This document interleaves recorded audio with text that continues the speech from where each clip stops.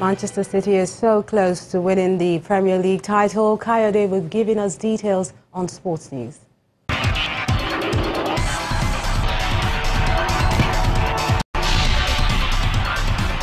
Welcome to Sports News.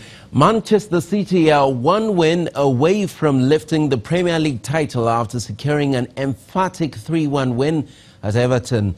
The Citizens will win the league title next weekend if they beat Manchester United in the derby.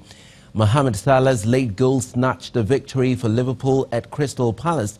Romelu Lukaku scored his 100th goal as Manchester United strengthens their grip on second place. Ashley Barnes' spectacular volley kept Burnley's European hopes alive and condemned West Brom to a record 8th successive defeat.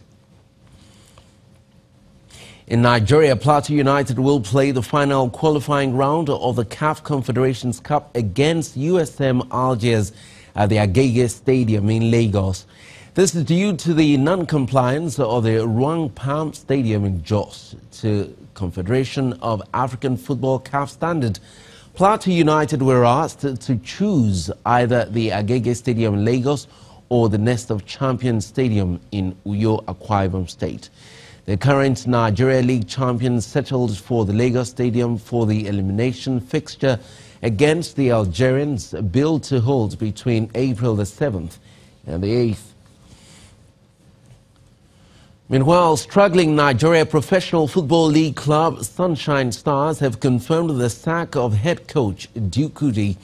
The former Nigeria international was asked to step aside on March the 14th following allegations of gross misconduct and insubordination leveled against them. The club said that the decision to relieve the former Nigeria international of his duties became necessary after he failed to appear before a panel set up to look into the allegations against him. The management of the Owena Waves, however, acknowledged Udi's outstanding financial entitlements with the club and have pledged to pay him. Now, reigning US Open champion Sloane Stephens battled past big-hitting Yelena Ostapenko to claim the Miami Open title in straight sets of 6-7 and 6-1. French Open champion Ostapenko came into the match without having dropped a set or lost a tie-break during the entire Miami tournament, but both streaks came to an end at the hands of Stephens.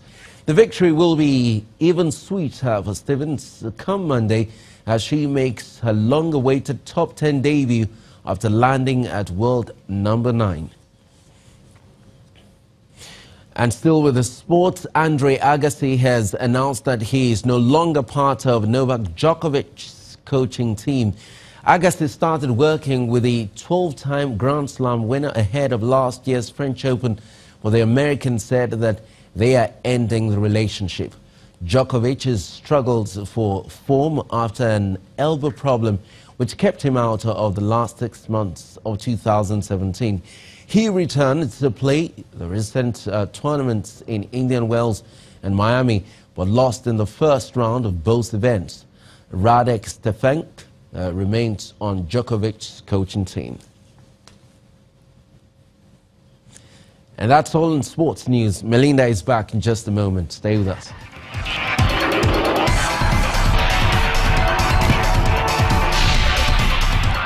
Many thanks, Kayode. Voters in Sierra Leone are choosing their new leader in a delayed presidential runoff, pitting candidates from the two main parties as the ruling All People's Congress, APC, and the Sierra Leone's People's Party, the SPLPP. Voters began queuing outside polling stations this morning to exercise their mandate. These voters are bona fide Sierra Leoneans, and they have come to exercise their franchise and vote for a new leader.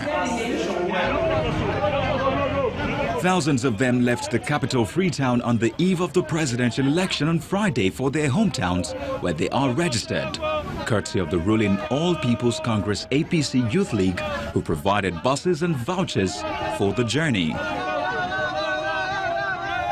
Two candidates, opposition leader Julius Maada Bio of the Sierra Leone People's Party and Samora Kamara of the ruling All People's Congress, separated by under 15,000 votes in the first round during the March 7 general elections, are contesting for the presidency.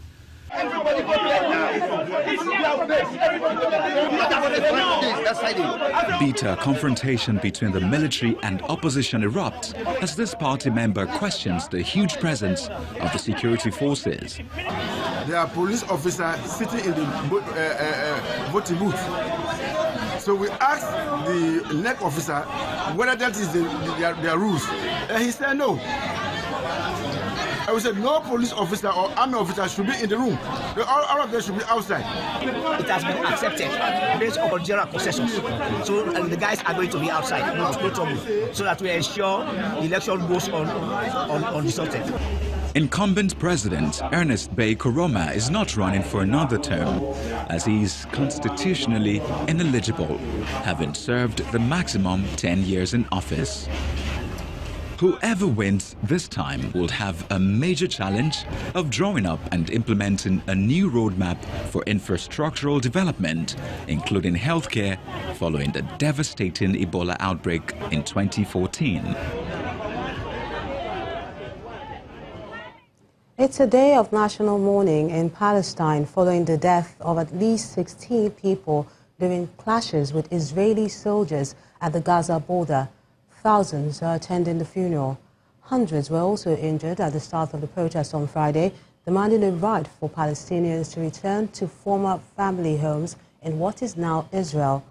Friday's violence is said to be the single deadliest day in the Israel-Palestine conflict since the 2014 Gaza war. The UN Secretary-General Antonio Guterres said, and members of the Security Council have condemned the violence, calling for an independent inquiry into the deaths.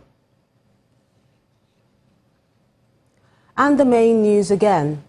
The presidency today cautioned Nigerians, especially prominent citizens, against using their influence to inflame passions through their comments and putting the nation's security in jeopardy.